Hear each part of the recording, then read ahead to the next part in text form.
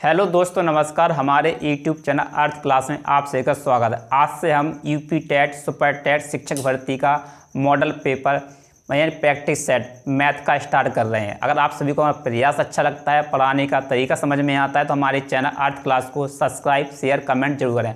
आज हमने जो क्वेश्चन लिए हैं यूपी टेट 2017 के क्वेश्चन लिए हैं। अगर आपको प्रयास अच्छा लगता है तो सब्सक्राइब जरूर करें। चलते हैं, आज की वीडियो स्टार्ट करते हैं। आज का हमारा पहला सवाल है, एक खम्भे, ये सवाल हमारा क्या है, यूपी टेट 2017 के क्वेश्चन है ये हमारे पास।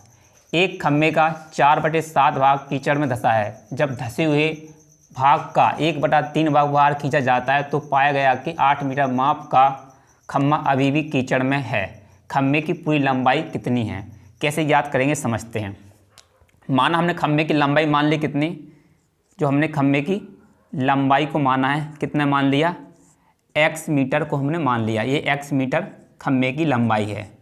जो हमारे पास धंसा है कीचड़ में, जो हमारे पास क्या है, कीचड़ में जो खम्भा है हमारे पास वो कितना है, ये हो जाता है हमारे पास 4 इसे मान लेंगे 4x/7। ये हमारे कीचड़ में धंसा है।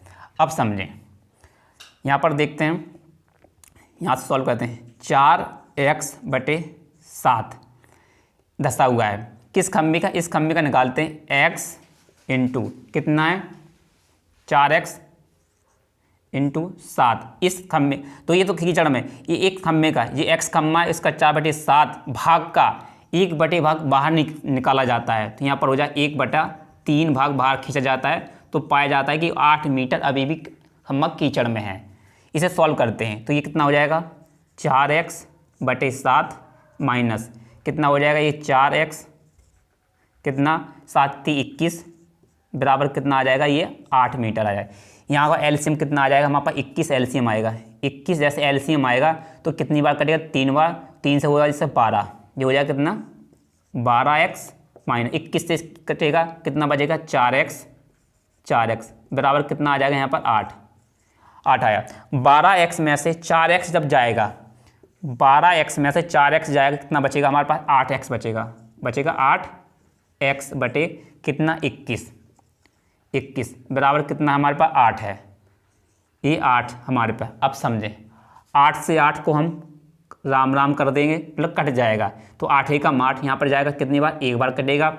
एक किसका गुणा हुआ, 1 से, तो x बराबर कितना आ जाएगा 21। इस सवाल का राइट आंसर 21 मीटर, जो किस विकल्प से मैच करता है, ये करता है हमारे पहले वाले विकल्प से मैच करता है। इस सवाल का ये राइट आंसर हो जाता है। आप सभी लोग इस सवाल को नोट कर लें। अब चलते से हम एलसीएम विधि से आपको सॉल्व करना सिखाते हैं। इस सवाल का आप स्क्रीनशॉट ले लें और इसे लिख लें। अब चलते हैं, हम इसे x से हल करते हैं। x से तो हमने कर दिया, एलसीएम विधि से हल करते हैं। अच्छा सवाल है, आप लोग ध्यान से देखें। अब हमने माना एलसीएम कितना, ये मान लेते हैं एलसीएम।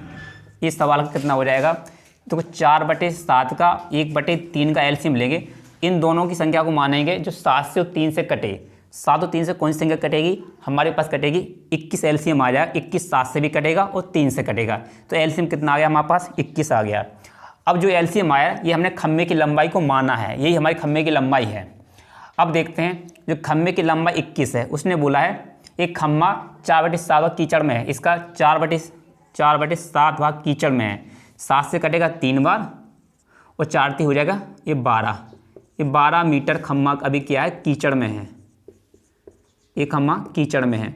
अब कीचड़ का जो बाहर निकालना है हमें कितना भाग, अब हम इसका बाहर निकालेंगे कुछ भाग, धंसे हुए भाग। हमारा धंसा कितना है, 12 मीटर, तो 12 मीटर का निकालना 1/3 भाग बाहर खींचेंगे, तो 3 से कटेगा 4 बार, तो मतलब ये आ गया 4 मीटर। ये 4 मीटर तो हमारा भाग हमने बाहर खींच लिया ना, ये हमारा क्या बाहर आ गया। अब समझे, अब इन दोनों का अंतर कितना है, 12 में से जब 4 कितना बचेगा, 8 बचेगा ना, 8। अब वही तो बोल रहा है, जब 1/3 भाग बाहर खींचा जाता है तो पाया गया कि 8 मीटर माप का खम्भा अभी भी कीचड़ में है। तो 12 मीटर खम्भा धंसा है, हमने उसका 1/3 निकाला, तो 4 हमने बाहर खींच लिया। तो जब 12 में से 4 जाएगा कितना बचेगा, 8 मीटर अभी भी कीचड़ में है। और सवाल क्वेश्चन का भी 8 मीटर कीचड़ में है। किस विकल्प से जो फिर हमारा एलसीएम जो पूरी शर्त को मान रहा है, इस आधार पर हमारा जो हमने एलसीएम माना 21 मीटर, वही हमारा सवाल का आंसर हो जाएगा। तो पहले भी 21 मीटर आया था, अभी भी 21 मीटर आया, इस दोनों शर्त को भी पूरा कर रहा है। इस आधार पर हमारा सवाल हो जाता है, इस आंसर का पहला क्वेश्चन, पहला विकल्प सही हो जाता है। आप सभी लोग इसे नोट कर ले। चलते से अगले सवाल को सॉल्व कर। हमारा अगला सवाल है, ध्यान दें, ए और बी किसी काम को 12 दिन में पूरा कर सकते हैं, बी और सी उसी काम को 15 दिन में पूरा, तथा बी और सी उसी काम को 20 दिन में कर सकते हैं पूरा। ए अकेला उसी काम को कितने दिनों में पूरा करेंगे? कैसे सॉल्व करेंगे, वो भी ट्रिक के साथ सॉल्व करेंगे। समझते, बोर्ड पर ध्यान दें सभी लोग। उसने बोला ए और बी, ए प्लस बी कितने दिन में पूरा करते हैं? 12 दिन में इस काम को पूरा करते हैं। बी प्लस सी इसी काम को 15 दिन में पूरा करते हैं, और सी प्लस ए इसी काम को 20 दिन में पूरा करते हैं, 20 दिन में पूरा करते हैं। अब समझें, इन सब का एलसीएम लेंगे तो एलसीएम कितना आएगा? 60 आएगा। आप सभी को एलसीएम निकालना आना चाहिए। जब आप तैयारी कर रहे होंगे तो एलसीएम तो निकाल ही लेंगे। अब 12 का हम इसमें 60 में भाग कितनी बार जाएगा? 5 बार जाएगा। 15 का भाग देंगे हम 60 में कितनी बार जाएगा? 4 बार जाएगा। 20 का भाग देंगे 60 में कितनी बार जाएगा? 20 30 60 3 बार जाएगा। अब बात को समझें, तो यहाँ पर कितने, ए 2 बार आया है, ए 2 बार है, बी 2 बार है, सी 2 बार है। अब ये 2 बार आया है, तो अब सबसे पहले क्या करेंगे? उसने बोला ए अकेला उसी काम को कितने दिन में पूरा करेगा, ए का निकालना है। तो देखेंगे जहाँ पर ए है, पे ऊपर सबसे ऊपर भी ए है और सबसे नीचे भी ए है, तो इन दोनों को हम जोड़ेंगे। पहले इन दोनों को जोड़ देंगे, 5 को और 3 को जोड़ देंगे, क्यों? यहाँ पर भी ए है, यहाँ पर भी है। इन दोनों को जोड़ेंगे, कितना हो जाएगा? 5 और 3 कितना हो जाएगा? 8। 5 और 3 कितना हो जाएगा? 8। 8 में से फिर हम ये 4 घटाएंगे तो कितना बचेगा हमारे पास? 4 बचेगा। कितना बचेगा? 4 बचेगा। जैसे ये 4 बचता है, आपको क्या करना है? इसमें भाग देना है। एलसीएम जो हमारे पास है 60 में भाग देंगे 4 का। हम 4 का भाग देंगे, कितनी बार जाएगा? ये जाएगा 15 बार। कितनी बार जाएगा? 15 बार। ये हमारा आंसर नहीं है। इस आंसर को लाने के लिए क्या करना पड़ेगा समझते हैं। यहाँ पर भी ए 2 बार है, यहाँ पर बी 2 बार है, यहाँ पर भी सी 2 बार है, तो इस 2 का गुणा हम 15 से कर देंगे। इस 2 का गुणा हम 15 से कर देंगे तो कितना आ जाएगा? 30। तो ये 30 दिन में पूरा कर लेंगे। इस काम को कितने दिन में कर लेंगे? 30 दिन में पूरा कर लेंगे। इस सवाल का ये राइट आंसर हो जाता है, जो सी विकल्प से मैच करता है। आप सभी लोग इस सवाल को नोट कर लें, लिख लें। चलते इससे अगले वाले सवाल को सॉल्व। हमारा अगला सवाल है, ध्यान दें, त्रिभुज ABC की भुजाओं के मध्य बिंदुएं क्रमशः D, E और F हैं। निम्न में से कौन सा कथन सत्य है? कैसे ज्ञात करेंगे समझते हैं। पहले हम एक त्रिभुज बनाते हैं। हमने एक त्रिभुज को बनाया इस प्रकार, हमने एक त्रिभुज बनाया इस प्रकार, समझे, ये हमारा त्रिभुज है। उसने कि एक मध्य बिंदु बनाते हैं। त्रिभुज हमारा कौन सा है? ए, ये हमारा बी, ये हमारा त्रिभुज सी। इसके मध्य बिंदु बनाते हैं। ये इस लाइन का मध्य बिंदु है, मध्य माने बीच, ये इस यहाँ का बीच बिंदु है, मध्य बिंदु है। इस लाइन का भी मध्य बिंदु उसने बोला है कि मध्य बिंदुएं हैं। कौन सा है? DEF है। तो मान लेंगे ये D है हमारे पास, ये हमारे पास E है, ये हमारे पास F है। उसने बोला है DEF है, इसे मिला देते हैं। इसे मिलाएंगे तो हमारे पास इस प्रकार त्रिभुज बनेगा। इस प्रकार त्रिभुज बन जाता है। अब हमें उसने 4 विकल्प दे रखे, इसमें कौन सा कथन सत्य है ये हमें निकालना है। कैसे निकाले समझते हैं। अब देखो, इसने ये मध्य बिंदु, ये भुजा जो दे रखी है ना, जो भुजा मान लो ए है, ए का आधा हो जाएगा ए बटे, जैसे ये भुजा हमारी कितनी हो जाएगी? ए का आधा कितना हो जाएगा? 2। तो ये भुजा हमारी आधी हो जाएगी, ये भुजा भी आधी हो जाएगी, ये भुजा भी आधी हो जाएगी। इस प्रकार से आप समझ सकते हैं। समझें, हम आपको समझाते हैं। जैसे हमने इस भुजा को कितना मान लिया? 4 मान लिया। ये पूरी भुजा कितनी है? 4। ये पूरी भुजा कितनी? 4। ये पूरी भुजा 4 है। ये पूरी भुजा 4 हो जाएगी ना। जब यहाँ का मध्य बिंदु बनेगा, कितना बनेगा मध्य बिंदु, तो ये कितनी हो जाएगी? ये भुजा हो जाएगी हमारे पास 2। ये 2 हो जाएगी, ये 2 हो जाएगी, ये 2, ये 2, ये 2 हो जाएगी, ये 2 हो जाएगी। अब समझें, जैसे भुजा पूरी 4 थी, मध्य बिंदु है तो ये 2, ये 2। अब समझें, जब ये भुजा 2 रहेगी तो ये भुजा भी 2 हो जाएगी। अब ये भुजा 2 रहेगी, ये भुजा 2 हो जाएगी, ये भुजा 2, ये भुजा, क्यों? ये मध्य बिंदु है। मध्य बिंदु का मतलब है जो भुजा हुई आधे आधे में चली जाएगी, आधे आधे में डिवाइड हो जाएगी। तो ये 2 हो जाएगी, ये 2 हो जाएगी। अब त्रिभुज का जब क्षेत्रफल निकालेंगे ना, जो त्रिभुज का क्षेत्रफल निकलेगा, इस वाले त्रिभुज का क्षेत्रफल, अब देखो त्रिभुज कैसे निकलेगा समझते हैं। अब ये जो हमारे पास त्रिभुज दे रखा है DEF, ये त्रिभुज कौन सा हमारे पास? त्रिभुज DE और F का क्षेत्रफल का, ये हमारे पास क्षेत्रफल दे रखा है। क्षेत्रफल रहेगा बराबर कितना? अब देखो ये भुजा आधी हो गई ना, ये भुजा इस भुजा को आधी कर देता है, तो ये 2, ये 2, ये 2 हो जाएगा। तो ये हो जाएगा 1 बटा कितना हो जाएगा? 4 त्रिभुज कितना? ABC का क्षेत्रफल का हो जाएगा, ये क्षेत्रफल का हो जाएगा।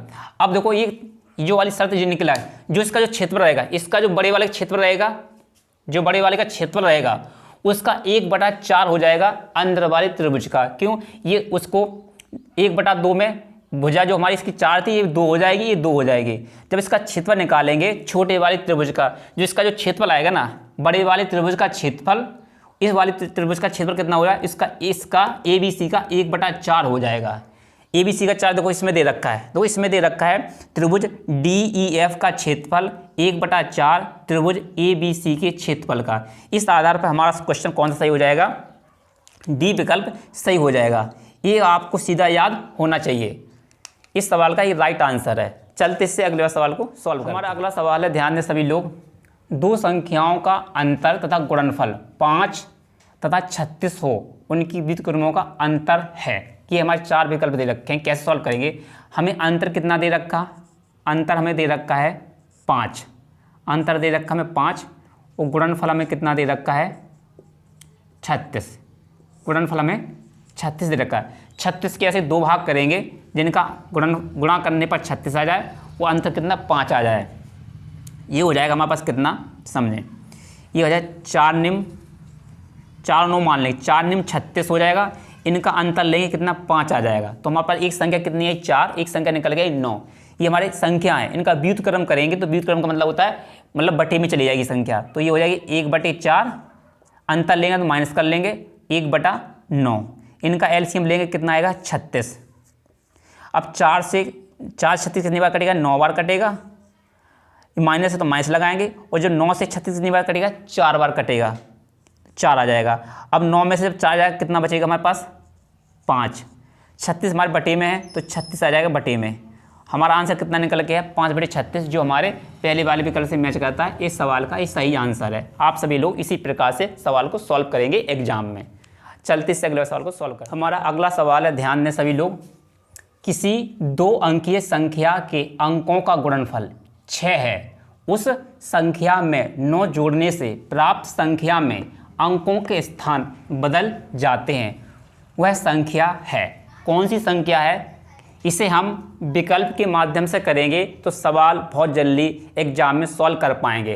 कैसे सॉल्व करना है समझते हैं। उसने बोला है अंकों का गुणनफल 6 है। आप देखें अंकों का गुणनफल यहाँ पर 6 एकम 6 है, 3 5 15, ये गुणनफल हो नहीं सकता। ये भी कितना? 12 होगा गुणनफल। 4 3 12 करेंगे, अंकों का गुणनफल करेंगे 12, ये हमारा होगा नहीं। ये 3 दूनी 6 और 6 एकम 6, इन दोनों में हमारा आंसर होगा। अगर मान लें हम पहला विकल्प सही है, मान लें हमारा पहला विकल्प सही है, तो हमने 16 को लिया है, इसमें हम 9 जोड़ेंगे तो हमारी संख्या कितनी अंकों के स्थान बदल जाएंगे। तो ये कितनी बन जाएगी हमारे पास? 61 में बदल जाएगी। अब इसमें हम 9 जोड़ेंगे, समझे, इसमें 9 जोड़ते हैं तो कितना बनेगी? ये 25 बनेगी। अंकों के स्थान बदलकर कितने होने चाहिए? 61 होना चाहिए, ये 25 हो रही है। इस आधार पर हमारा ये विकल्प हमारा सही नहीं है। जब हमारा ये भी सही नहीं है तो हम कह सकते हैं हमारा आंसर डी होगा। अब आपको डी ये आंसर है, 100% ये आंसर है। अब आपको हम चेक करके बताते हैं ये डी आंसर कैसे होगा। समझे, माना कि उत्तर हमारा 23 सही है। जब हम 23 को लेंगे, जब इसमें हम 9 जोड़ेंगे तो आंसर कितना? अंकों के स्थान बदल जाएंगे। जब 23 की कितनी बन जाएगी? 32 बन जाएगी। कि ये बन जाएगी हमारी संख्या कितनी? 32। कितने पर? 9 जोड़ने पर। इसमें हम 9 जोड़ते हैं, जैसे 9 को जोड़ेंगे तो अंकों के स्थान बदल के कितनी? 32 हो जाएगी। ये कितना? 12 इनकी 2 हो जाएगी, 2 में 1 जोड़ेंगे 3, तो वो स्थान बदल चुके हैं। अब जो यहाँ पर 3 था वहाँ 2 है, जो 2 है वहाँ पर 3 है। किससे आया है? कि हमारे डी विकल्प से आया है। इस सवाल का राइट आंसर हो जाएगा डी विकल्प। आपको सवाल को इस प्रकार से सॉल्व करना है एग्जाम में। चलते इससे अगले सवाल को। हमारा अगला सवाल है, ध्यान दें सभी लोग। दो कोटि पूरक कोणों का अंतर 40 डिग्री है, दोनों कोण होंगे। अब समझते हैं। उसने बोला है हमें दो कोणों का अंतर दिया है, आपसे कहे कोटि पूरक या पूरक, इन दोनों का सम होता है, कोटि पूरक का सम होता है 90 डिग्री। कोटि पूरक कहे या पूरक कहे, इसका मतलब है दो कोणों का जोड़ होता है 90 डिग्री होता है। हम मान लेंगे हमारे पास कोण कौन सा है, ये हमारे पास ए है, एक कोण हमारे पास बी है। इन दोनों का योग कितना हो जाएगा? 90 डिग्री होता है। कोटि पूरक या पूरक का मतलब होता है जिन दो कोणों का योग 90 डिग्री हो, तो हमने 90 डिग्री। अब इनका अंतर दे रखा है, एक हमारा कोण ए है, ये हमारे पास बी है, इनका अंतर दे रखा हमें कितना? 40 डिग्री दे रखा है। अब इसे सॉल्व करेंगे कि प्लस और माइनस, माइनस प्लस है, संख्या कट जाएगी, ये हो जाएगा हमारे पास 2a बराबर कितना हो जाएगा? 0 9 4 13 आ गया। अब a का मान निकालेंगे तो कितना आ जाएगा हमारे पास? 65 आएगा, 65। अच्छा 65, ये हमारे पास a का मान कितना आ गया? 65 आ गया। अब हम इसमें से 90 में से घटा देंगे। अब 90 में से जैसे हम घटाएंगे कितने को? 65 को, तो कितना बचेगा हमारे पास? 25 डिग्री। जो 25 डिग्री आएगा ये हमारे कोण बी का मान आ जाएगा, कोण बी का मान आएगा। अब देखें जिस विकल्प में हमारा 25 और 65 होगा, देखें 25 तथा 65 हमारे सी विकल्प से मैच करता है। इस सवाल का राइट आंसर हो जाएगा सी विकल्प। आप इन दोनों को जोड़ेंगे तो 90 डिग्री आ जाएगा। 5 5 कितना? 10 की 0 हो जाती है, 6 2 8, एक हाथ लगे जोड़ेंगे 9। इस आधार पर हमारा क्वेश्चन कौन सा हो जाता है? एक कोण हमारे पास 65 है, एक कोण हमारे पास 25 है। इन दोनों का सम करेंगे तो हमारे पास 90 डिग्री आता है। और कोटि पूरक और पूरक, इसका मतलब ये होता है दो कोणों का सम एक मतलब 90 डिग्री होना चाहिए। आप इसे नोट। हमारा अगला सवाल है, ध्यान दें। दो संख्याओं के महत्तम समवर्तक व लघुत्तम समवर्तक क्रमशः 12 तथा 72 हैं। यदि इन संख्याओं का योग 60 हो तो इनमें से एक संख्या होगी। कैसे सॉल्व करेंगे समझते। हमारे पास एक फार्मूला होता है एलसीएम इंटू HCF बराबर पहली संख्या इंटू दूसरी संख्या। ये हमारा एक नियम होता है, फार्मूला होता है। अब समझें, जब भी हम महत्तम समवर्तक जो होता है, HCF जो होता है, जिस संख्या में गुणा कर देंगे तो उस संख्या निकल आती है। कैसे समझते हैं, हमें हमारा एलसीएम कितना है ये समझें। हमारा एलसीएम हो जाता है LCM, हमारे पास देखिए 72 दे रखा है। HCF कितना दे रखा है? ये हमारे पास HCF हमें 12 दे रखा है, 12। अब हम संख्या मान लेंगे, कोई सी संख्या दो मान लेंगे, एक संख्या हमारी हो जाती है, इस संख्या जिस संख्या में गुणा करेंगे वो संख्या बनेगी। ये हो जाएगी हमारी 12, ये मान लेंगे संख्या पहली, दूसरी संख्या मान लेंगे हम 12B। ये हमारा फार्मूला है एलसीएम इंटू HCF। एलसीएम हमें कितना दे रखा है? 72। HCF कितना दे रखा है? 12। इसमें अपना मान धरेंगे तो एलसीएम कितना है हमारे पास? 72 है।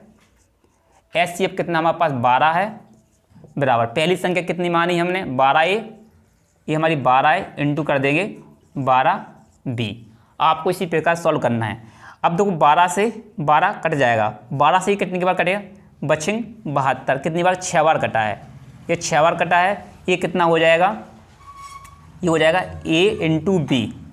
अब इस 6 के हमें इस प्रकार से टुकड़े करने हैं, 6 के इस प्रकार से टुकड़े करने हैं कि हमारा जब जो संख्या जो टुकड़े करेंगे वो हमारी संख्या बन के निकलेगी। इसके जब दो भाग करेंगे वो हमारी संख्या का अनुपात आ जाएगा। क्या आएगा? संख्या का अनुपात आ जाएगा। इससे हम देखो 6, इस 6 को ऐसे भी लिख सकते हैं ना, 6 एकम 6, इस प्रकार भी लिख सकते हैं, इस प्रकार इसे भी लिख सकते हैं 3 एकम 3 दूनी 6। इस वाले से हमारा आंसर नहीं आएगा, इस वाले से आंसर नहीं आएगा। ये हम कितना लेते हैं? 3, ये 2 ले लेंगे। ये हमारे जो अनुपात जो निकल के आया है, जो अनुपात हमारे पास निकल के आया है 3 और 2, ये हमारी एक पहली संख्या है, ये हमारी दूसरी संख्या आ जाती है। ए का मान कितना है? 3 और बी का मान हमारे पास 2। यहाँ पर लिख लेते हैं ए का मान कितना निकल के आया हमारे पास? 3। बी का मान कितना निकल के आया? 2। बी का मान कितना निकल के आया? 2। अब जब हम इस संख्या का एलसीएम में गुणा कर देंगे, एलसीएम से नहीं HCF से गुणा करेंगे तो हमारी संख्या निकल के आएगी, फिर उनको जोड़ देंगे तो हमारा आंसर 60 आना चाहिए। तो समझ जाएंगे। समझे, इसे 12 से गुणा करेंगे, जैसे 12 से गुणा करेंगे यहाँ पर 12 से हम गुणा करते हैं, समझें।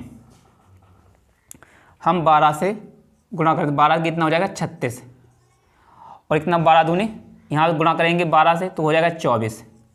देखो 24, इन दोनों को जोड़ने पर 60 आना चाहिए। 6 4 10 की 0, हालांकि हमारे पास 1 3 2 5 की 6, देखो जोड़ने पर हमारा सम कितना आ रहा 60। इनका भी संख्याओं का योग कितना आ रहा 60। तो हमने जब ए संख्या जोड़ी और बी संख्या को जोड़ा, इनका योग कितना आ रहा 60 आ रहा है। उसने बोला इनमें से एक संख्या कौन सी है। एक संख्या देखो हमारे पास 36 निकल के आई, एक संख्या निकल के हमारी 24। इसमें कौन सी संख्या मिल रही, 36 तो इसमें मैच नहीं करती, 24 मैच करती है। इस आधार पर हमारी एक संख्या कितनी हो जाएगी 24, जो हमारे बी विकल्प से मैच करती है। आप इसे स्क्रीनशॉट ले लें, लिख लें। जल्दी से अगले सवाल को सॉल्व। हमारा अगला सवाल है, ध्यान दें सभी लोग। यदि किसी वस्तु का क्रय मूल्य उसके विक्रय मूल्य का 3/2 है तो लाभ या हानि प्रतिशत ज्ञात करें। कैसे ज्ञात करेंगे समझते हैं। सवाल को हमें क्या दे रखा है, यदि किसी वस्तु का क्रय मूल्य उसके विक्रय मूल्य का, देखो जिसके साथ का और का की से जुड़ा होता है उसका संबंध किससे होता है, तो इसमें क्या पहले क्या दे रखा है, क्रय मूल्य उसके विक्रय मूल्य का। तो विक्रय मूल्य हमारे पास कितना है, विक्रय मूल्य हमारे पास 2 हो जाएगा। जो क्रय मूल्य है ये क्रय मूल्य हमारे पास 3 हो जाएगा। जो पहले आया पहले उसे मिठाई मिलेगी, जो बाद में आया उसे बाद में मिठाई मिलेगी। पहले क्रय मूल्य कितना आया 3, तो 3 हमारा क्रय मूल्य है और 2 हमारा विक्रय मूल्य। यहाँ लिख लेते हैं, समझें। क्रय मूल्य ये हमारा क्रय मूल्य, ये हमारा विक्रय मूल्य हो जाएगा। ये विक्रय मूल्य, क्रय मूल्य कितना है 3, विक्रय मूल्य कितना है 2। अब 3 वाली वस्तु को हमने 2 रुपये में बेचा। 3 वाली वस्तु कितने बेचा, 2 रुपये में बेचा। 1 रुपये की हानि हुई हमें 1 रुपये की हानि हुई। कितने के ऊपर हुई, क्रय मूल्य पर हानि होती है। तो बटे में आएगा 3।